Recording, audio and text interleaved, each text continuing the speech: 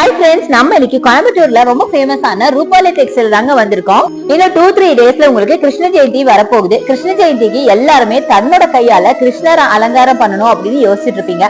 அதுக்கான திங்ஸ் எல்லாம் எங்க கிடைக்கும்னு யோசிச்சுட்டு இருக்கீங்களா? கவலைப்படாதீங்க, நம்ம ரூபாலி டெக்ஸ்டைல் வந்துருங்க. A to Z திங்ஸ் எல்லாமே பாத்தீங்கன்னா உங்களுக்கு இங்க கிடைக்கும்.